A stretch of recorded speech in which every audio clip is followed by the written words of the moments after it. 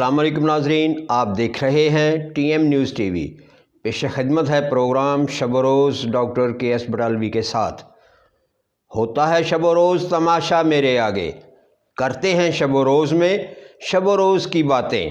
عام انتخابات supreme court میں چیلنج، دھاندلی کے الزامات، انکوائری کے لیے جوڈیشل کمیشن کی صدا۔ چیف الیکشن کمیشن اور ممبران الیکشن کمیشن تعیناتی بھی چیلنج۔ پی ٹی آئی کے رہنما شیر افضل مروت نے سپریم کورٹ سے استدعا کی ہے کہ چیف الیکشن کمشنر اور ممبران کی تعیناتی کالعدم قرار دی جائے۔ قومی اور صوبائی اسمبلیوں کے تمام فارم 47 کالعدم قرار دیے جائیں۔ جوڈیشل کمیشن ملک بھر کے الیکشن نتائج کینسل کرے۔ قومی اور صوبائی اسمبلیوں کی تشکیل روکی جائے۔ وفاقی اور صوبائی حکومتوں کو کوئی بھی احکام جاری کرنے سے روکا جائے۔ یہ سوالات ہیں جن پر ہم نے بہت پہلے گفتگو کی تھی۔ عدلیہ اور دیگر ادارے اور حکومت ایسی تخریب کار جماعت کو مکمل طور پر بین کیوں نہیں کرتے، جس کی وجہ سے پورا ملک بحران کا شکار ہے۔ 2013 کے بعد سے اس جماعت نے ملک میں انتشار، بدامنی اور لاقانونیت کو فروغ دینا، اچھا بھلا چلتا ہوا ملک اپنی ہوس سے اقتدار کی خاطر ڈیریل کرنا، اور اب بھی یہ جماعت اور اس کے حواری جو اعلیٰ عہدوں پر براجمان ہیں ملک میں انتشار، افراتفری کو ہوا دے رہے ہیں۔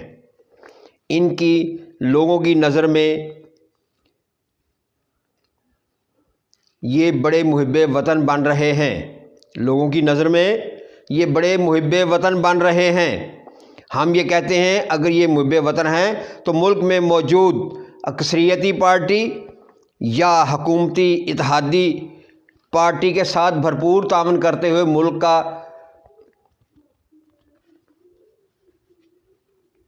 ملک میں ترقی کا سفر شروع کریں۔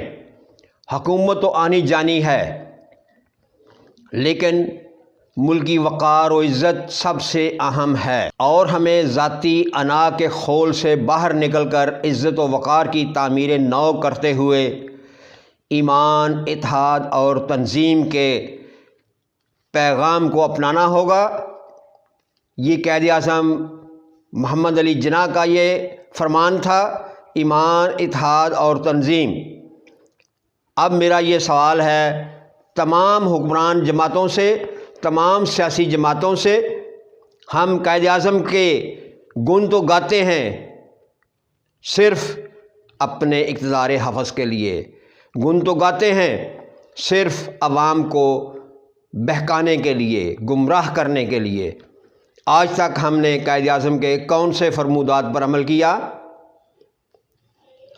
ہم اس کا نام کیوں استعمال کرتے ہیں عوام کے سامنے، جبکہ یہ انہی کا فرمان تھا، ایمان، اتحاد اور تنظیم۔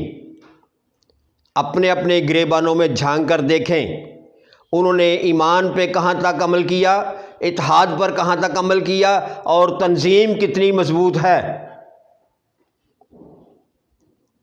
یہ وہ سوالات ہیں جو تمام جماعتوں کے قائدین، تمام اداروں کے سربراہان، چاہے وہ عدلیہ ہو یا اسٹیبلشمنٹ ہو یا انتظامیہ ہو، عدلیہ، اسٹیبلشمنٹ، انتظامیہ، سب نے اپنے اپنے دفاتر، اپنی اپنی بلڈنگز پر یہی کلمات لکھے ہوئے ہیں، ایمان، اتحاد اور تنظیم، لیکن عمل تو انہوں نے کبھی خواب میں بھی نہیں کیا۔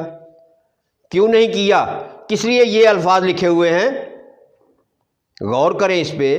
اگر عمل نہیں کرنا تو ان الفاظ کو اپنی اپنی پیشانی سے ہٹا دیں، لوگوں کو گمراہ مت کریں ایسے الفاظ کہہ کے۔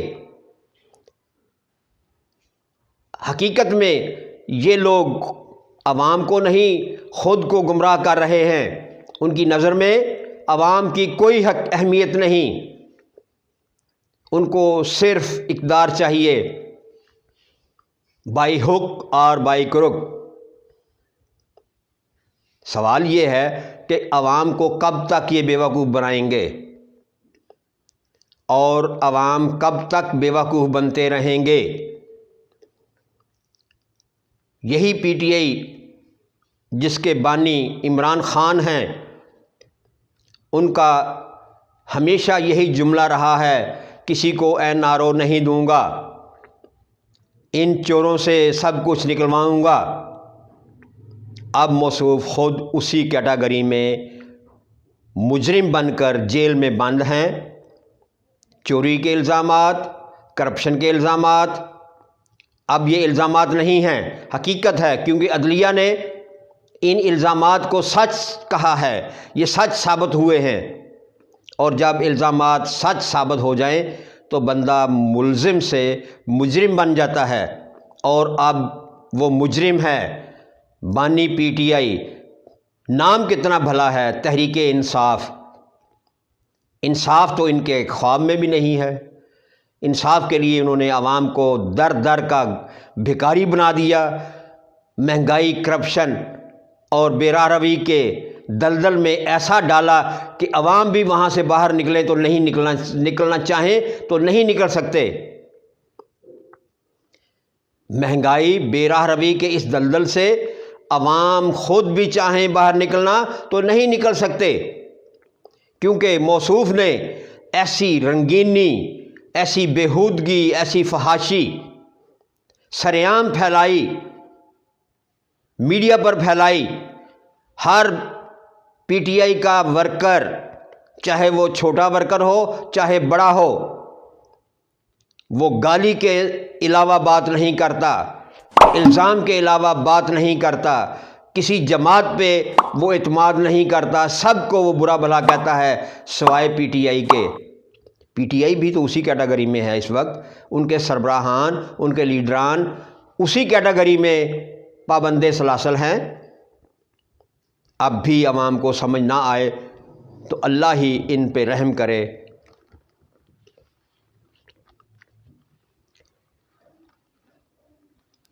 اس ایمان، اتحاد اور تنظیم کے پیغام کو اپنانا ہوگا۔ اس عمل سے مسلمان کی، اسلام کی اور ملک پاکستان کی عزت و شان بلند ہوگی۔ اگر ان 3 جملوں پر حقیقت میں عمل کیا جائے تو ہم دنیا کی سپیریئر پاور بن سکتے ہیں۔ شرط یہ ہے کہ دیانتداری سے، اخلاص سے، محب وطن ہوتے ہوئے اس جملے پر عمل کریں۔ بانی پی ٹی آئی مجرم عمران خان نے آئی ایم ایف کو خط لکھ دیا، جس میں موصوف نے کہا پاکستان کو قرضہ نہ دیں، پاکستان کے ساتھ کسی قسم کا لین دین نہ کریں، کیونکہ پاکستان میں فیئر الیکشن نہ ہوئے، پاکستان کو مجبور کرے کہ الیکشن کی تفتیش کرے۔ کسے؟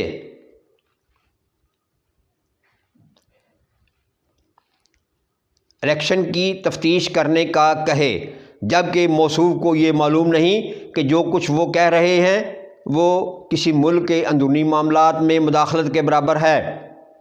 یعنی دوسرے لفظوں میں یہ آئی ایم ایف کے ذریعے دیگر اداروں کو پاکستان میں مداخلت کی دعوت عام دے رہے ہیں۔ یہ محب وطن ہیں یا غدار وطن؟ فیصلہ یوتھیوں نے بھی کرنا ہے اور عوام نے بھی کرنا ہے۔ کیا محب وطن غیر ملکی اداروں کو اپنے ملک میں مداخلت کے لیے ایسے دعوت دیتے ہیں؟ لیکن وہ ملک سمجھتے ہیں کہ یہ معاملات کسی ملک کے اندر مداخلت کرنے کے برابر ہیں، اس لیے وہ اس پر قطعاً کوئی عمل نہیں کریں گے، اور انہوں نے اس پہ عمل کرنے سے بھی انکار ہی کر دیا، یہی سمجھیں، کیونکہ انہوں نے کسی قسم کا کوئی رد عمل دینے کے لیے تیار ہی نہیں ہیں۔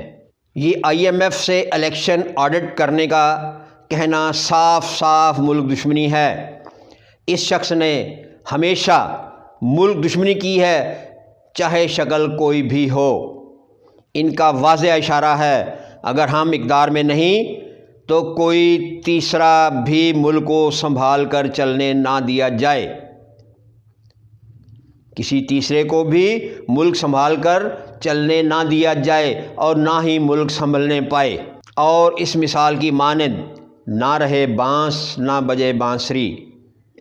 اللہ اپنی حفظ و امان میں رکھے ہمارے ملک کو۔ یہ اس موصوف کے خیالات ہیں کہ میں نہیں ہوں تو اس ملک کو بھی نہیں ہونا چاہیے۔ اللہ ان تمام لوگوں کو غارت کرے جو اس ملک کی طرف بری نگاہ سے، برے خیالات سے کوئی بات کرتے ہیں۔ یہ ملک اللہ کی طرف سے ایک تحفہ ہے مسلمانوں کے لیے، اور مسلمانوں نے ابھی تک اس میں اسلام کا نام و نشان نہیں پیدا ہونے دیا، جبکہ یہ ملک لیا ہی اس شرط پر گیا تھا کہ اس ملک میں تمام قوانین، تمام رسومات اسلامی ہوں گی، اور ہم خصوصی طور پر علماء کونسل جو اسلام آباد میں بیٹھی ہے، اس کونسل سے یہ سوال کرتے ہیں کہ وہ علماء کونسل ہے، اس میں تمام مکاتب فکر کے علماء شامل ہیں، کیا ان کا ایمان اب اس حد تک گر گیا کہ وہ اس ملک میں اسلام کی کوئی کارروائی کرنا ہی نہیں چاہتے؟ اس ملک میں اسلامی نظام کے نفاذ، اسلامی قانون کے نفاذ، یہ ان کا اصل کام تھا، مگر وہ بھی اس دنیا کی عیش و عشرت میں گم ہو گئے ہیں۔ ان کو بھی یہی دنیا کی چمک دمک ان کی آنکھوں کو اندھا کر دیا ہے کہ دل کا نور جو ہے وہ سیاہی میں بدل گیا ہے۔ علماء کونسل، آپ سب مجرم ہیں اسلام کے، اس ملک کے، اس عوام کے۔